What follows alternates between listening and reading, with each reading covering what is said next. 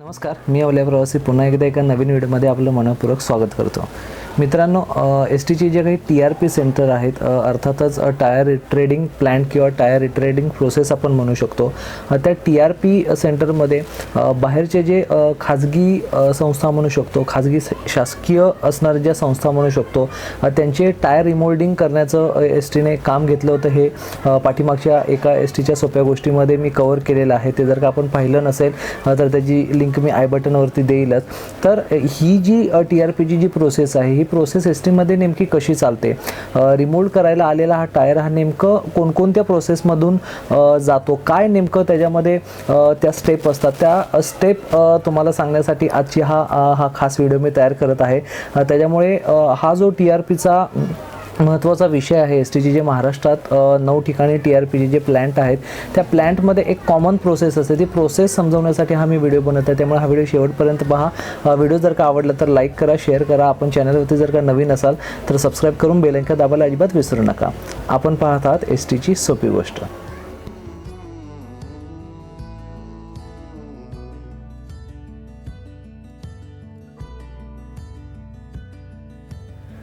तर मित्रांनो, TRP अर्थातच टायर रिट्रेडिंग प्लांट किंवा टायर रिट्रेडिंग प्रोसेस आपण त्याला म्हणू शकतो. आणि महाराष्ट्रामध्ये एस टीचे असे वेगवेगळ्या 9 ठिकाणी हे TRP प्रोसेस आहे. आणि TRP प्रोसेसमध्ये एस टी स्वतःच्या ज्या काही 18 ते 19,000 जो एस टीचा जो फ्लीट आहे, त्यांचे टायर तर रिमोल्डिंग करतात. प्लस गेल्या काही 2 महिन्यापूर्वी एस टीने बाह्य संस्थांचं सुद्धा हे टायर रिमोल्डिंग करायला घेतलं होतं. त्यामुळे हे नेमकं ही प्रोसेस कशी चालते, काय आतमध्ये ह्या टायरला वेगवेगळ्या फेजमधून जावं लागतं, ही माहिती आपल्याला या व्हिडिओमध्ये तुम्हाला मिळणार आहे. तर सर्वात प्रथम काय होतं की एस टीचं जे TRP प्लॅन्ट आहे, तिकडचं जो इन्स्पेक्शन अधिकारी, तपासणी अधिकारी आपण म्हणू शकतो, ते काय करतात की ते डिव्हिजनला पहिल्यांदा व्हिजिटला जातात. म्हणजेच काय की डेपोचे जे टायर्स आहे, जे किलोमीटर्स गाडीने केलेले असतात, ते टायर हे डिव्हिजनला येतात. आणि डिव्हिजनला आल्यानंतर हे टायर एकत्र केले जातात. आणि डिव्हिजनच्या ठिकाणी या TRP प्लॅन्टचे जे अधिकारी आहेत ते इन्स्पेक्शनला येतात. सुरुवातीला कसं व्हायचं की हे जे टायर आहेत त्या TRP प्लांटला एकत्र जायचे आणि मग त्यातून टायर निवडले जायचे की कोणते टायर रिमोल्ड करायचे, कोणते नाही. पण आता ही प्रोसेस थोडी बदललेली आहे.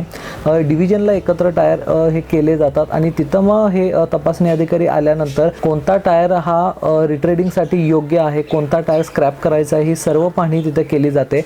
आणि मग ते टायर डिव्हिजनवरून TRP सेंटरमध्ये आणले जातात. मी एस टीच्या दापोडीच्या सगळ्यात मोठ्या TRP प्लॅन्टमध्ये मी तिथे जाऊन ही जी प्रोसेस आहे ती प्रोसेस मी स्वतः पाहिलेली आहे. त्यामुळे प्रोसेस मी तुम्हाला त्या वर्कशॉपची दाखवण्याचा मी प्रयत्न करतोय. हा टायरचं इन्स्पेक्शन करण्यासाठी मी सुद्धा अधिकाऱ्यांसोबत एकदा की कसं ही प्रोसेस चालते त्यासाठी मी साताऱ्यात गेलो होतो. त्यानंतर त्या अधिकाऱ्यांनी ते डिव्हिजनला एकूण त्यांच्या अंडर असलेल्या डेपोमधले हे टायर सगळे आले होते.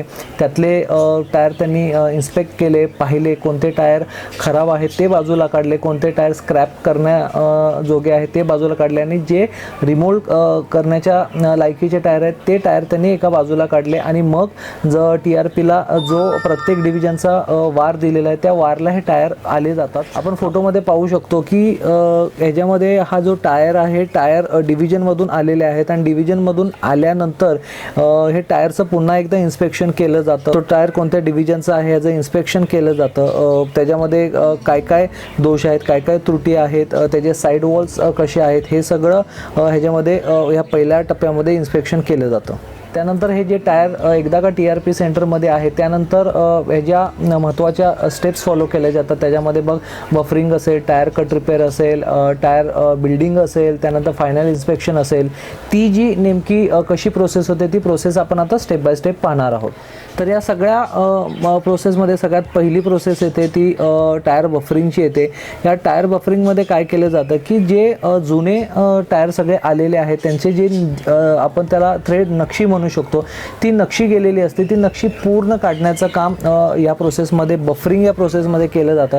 आपण या फोटोमध्ये पाहू शकतो की मशीनमध्ये हा जो टायर आहे तो टायर लावला जातो आणि त्या मशीनला असलेला जो एक दातेरी नक्षांद्वारे हा जो टायरवरचा जे ग्रीप आहे ते ग्रीप पूर्णपणे काढली जाते.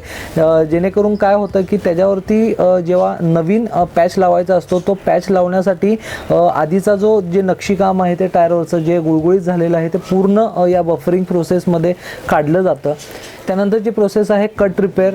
कट रिपेअरमध्ये आपल्याला पाहायला मिळतं की बफरिंग केल्यानंतर जर का याआधी टायरला जर का पंक्चर झालं असेल, खिळा घुसला असेल, दगड घुसला असेल, तर तिथे जे पडलेले खड्डे असतील, छोटे छोटे होल पडले असतील, तर ते होल पूर्ण बुजवण्याचं काम ह्या कट रिपेअरमध्ये केलं जातं. या फोटोमध्ये आपल्याला पाहायला मिळतं की जे काही छोटे छोटे खड्डे आहेत, ते खड्डे पडलेले हे टायरचे जे पॅच दिसतात काळे काळे, हे टायरचेच पॅच आहेत. ते तुकडे तुकडे करून या छोटे छोटे होल किंवा खड्ड्यांमध्ये भरले जातात आणि जे काही छोटे छोटे कट रिपेअर आहेत ते रिपेअर या प्रोसेसमध्ये केले जातात. त्यानंतरची महत्त्वाची प्रोसेस येते टायर बिल्डिंगची.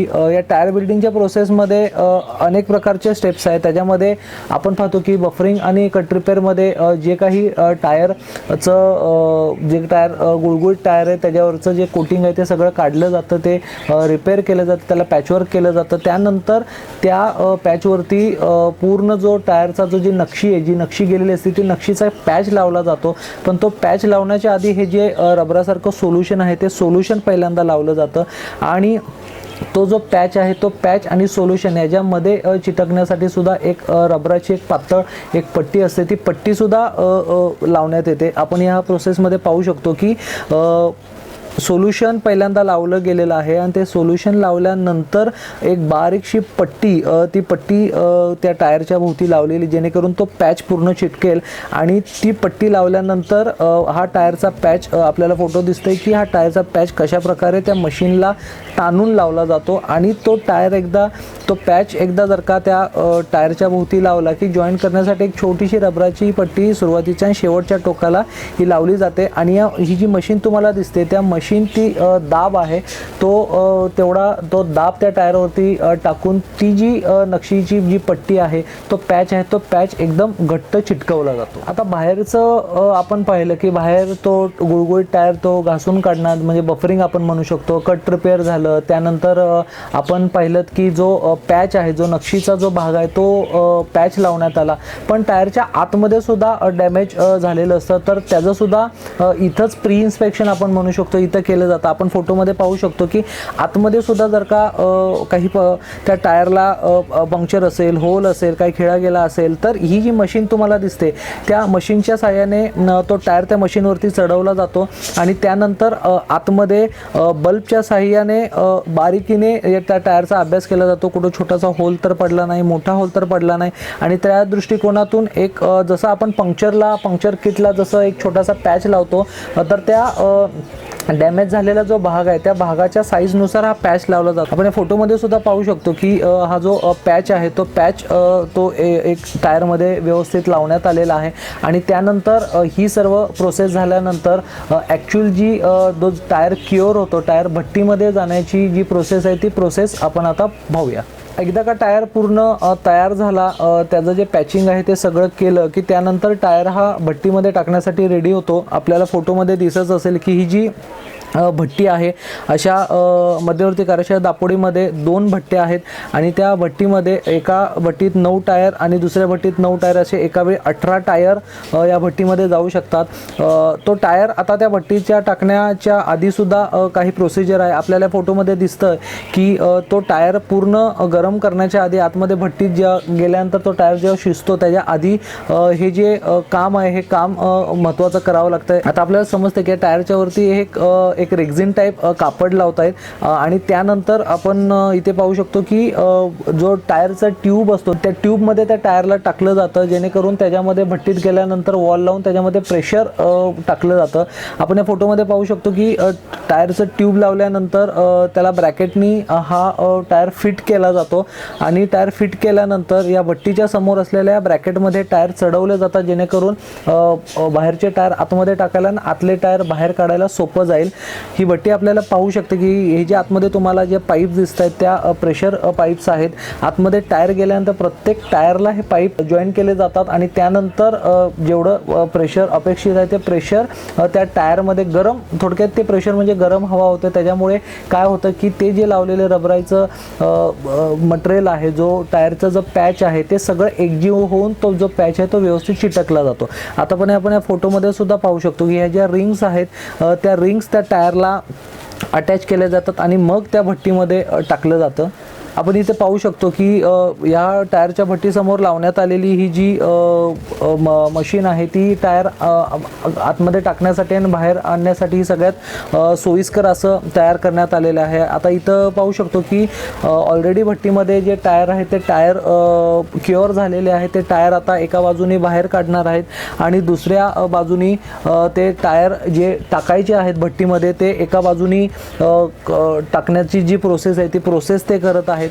आता इथं आपण पाहू शकतो की आपण जी टायर आतमध्ये टाकताना जी प्रोसेस केली होती तीच प्रोसेस आता आपल्याला उलट करायची आहे. टायरला लावलेलं जे रबरचं वेस्टर्न आहे किंवा ते रेक्झिनसारखा कपडा आहे तो कपडा काढायचा असतो. पण ही प्रोसेस सगळ्यात म्हणजे डेंजर प्रोसेस असते कारण की तो टायर फार गरम असतो आणि काढण्यासाठी त्याला प्रचंड अशी ताकद लागते. आपण फोटोमध्ये पाहू शकतो की एकदा ते ट्यूब काढल्यानंतर आणि त्यानंतर रेक्झिनचं जे वेस्टर्न आहे ते वेस्टर्न काढल्यानंतर तो टायर एका बाजूला ठेवावा लागतो आणि तो टायर थोड्या वेळानंतर जेव्हा थंड होईल तेव्हा तो टायर व्यवस्थित क्युअर झाला आहे की नाही, त्याचं जे लावलेलं पॅचिंग आहे ते पॅचिंग व्यवस्थित झालं की नाही, त्याचं फायनल इन्स्पेक्शन करूनच तो टायर व्यवस्थित तयार झाला आहे का, तो पुढच्या हजारो किलोमीटरसाठी तयार झाला आहे का ह्याचं इन्स्पेक्शन केलं जातं.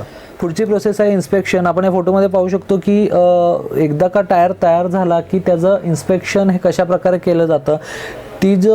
तो जो टायरचा जो पॅच आहे तो पॅच व्यवस्थित लागलेला आहे का, सर्व ठिकाणी जे लावलेलं जे मटेरियल आहे रबराचंच मटेरियल असतं ते एकजीव झालं आहे का, तर ते अशा प्रकारे चेक केलं जातं. टायर हा पूर्णपणे तो ठोकून चेक केला जातो. तो सर्व मटेरियल एकजीव झालं की नाही हे पाहिलं जातं.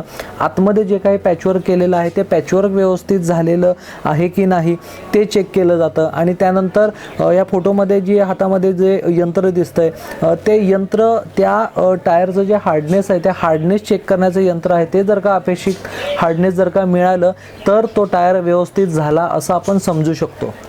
इतकी सगळी प्रोसिजर झाल्यानंतर टायर इन्स्पेक्शनमध्ये काही टायर रिजेक्टसुद्धा झालेले आपल्याला पाहायला मिळतात. आपण फोटोमध्ये पाहू शकतो की इन्स्पेक्शनमध्ये जे टायर व्यवस्थित क्युअर नाही झाले, जे पॅचवर्क आहे जे नक्षीकाम आहे ते जर का एकजीव नाही झाले तर ती टायर व्यवस्थित क्युअर झालं नाही असं समजण्यात येतं आणि पुन्हा त्याच्यावरची जी नक्षी आहे ते पुन्हा काढलं जातं. आपण फोटोमध्ये पाहू शकतो की रिजेक्ट झालेला टायर आहे तो टायर कशा प्रकारे असं ब्लेडनी वरची जी नक्षीकाम आहे ती पुन्हा काढली जाते आणि पुन्हा तो टायर सुरुवातीपासून प्रोसिजरला पाठवला जातो. आणि हे जे रिजेक्ट केलेले टायर आहेत मग ते पुन्हा एका बाजूला काढून पुन्हा जी प्रोसेस आहे ती प्रोसेस पुन्हा रिपीट केली जाते. त्यानंतर शेवटची जी प्रोसेस आहे ती डिस्पॅचची प्रोसेस आहे. हे सगळे जे टायर आहेत ते डिव्हिजन वाईज एकत्र तयार केले जातात. त्याच्यामुळे ज्या डिव्हिजनचा ज्या त्यावारी नंबर असेल त्या डिव्हिजनचा ट्रक मग द्यायला टायर आलेला असतो. तोच त्या एका आठवड्यानंतर किंवा एका ठराविक पिरियड नंतर तो घ्यायला येतो आणि मग हे टायर TRP सेंटरमधून डिव्हिजनमध्ये जातात आणि डिव्हिजनमधून डेपोमध्ये जातात.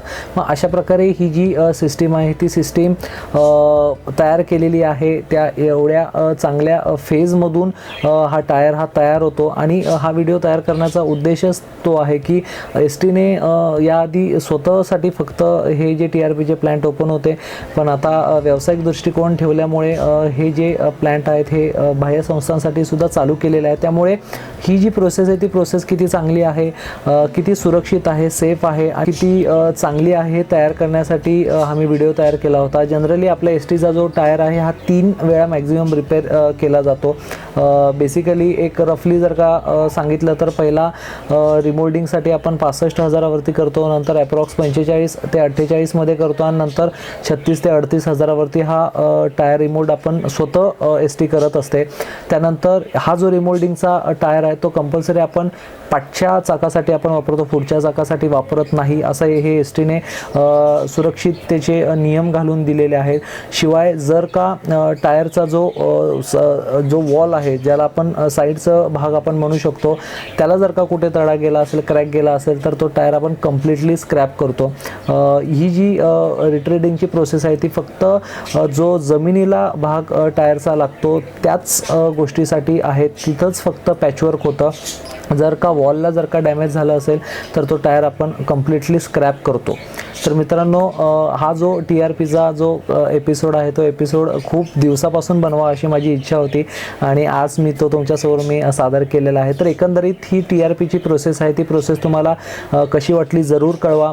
मी तब्बल एक 4 ते 5 वर्षापूर्वी ही प्रोसेस स्वतः STच्या मध्यवर्ती कार्यशाळा दापोडीमध्ये अनुभवली होती, त्यामुळे ती तुमच्यासमोर यावी या निमित्ताने असा माझा मानस होता आणि तो या निमित्ताने पूर्ण झालेला आहे. त्यामुळे तुम्हाला हा व्हिडिओ कसा वाटला, ही प्रोसेस कशी वाटली हे मला तुम्ही जरूर कमेंट बॉक्समध्ये कळवा. आणि अजून कोणत्या STच्या विषयावरती अशी सोपी गोष्ट तुम्हाला जर का हवी असेल ते सुद्धा मला सांगा, जेणेकरून मला नवीन नवीन विषय अतिशय सोप्या भाषेत तुमच्या समोर घेऊन येता येईल. सोबतच जे काही माझे सोशल हँडल्स आहे फेसबुक, इंस्टाग्राम, ट्विटर अवलिया प्रवासी या नावाने, त्याला देखील तुम्ही लाईक, शेअर, फॉलो करू शकता. तर मित्रांनो आजच्या व्हिडिओमध्ये इतकंच होतं. पुन्हा भेटूया अशाच एका STच्या नव्या सोप्या गोष्टीमध्ये. तुर्तास जय हिंद, जय महाराष्ट्र.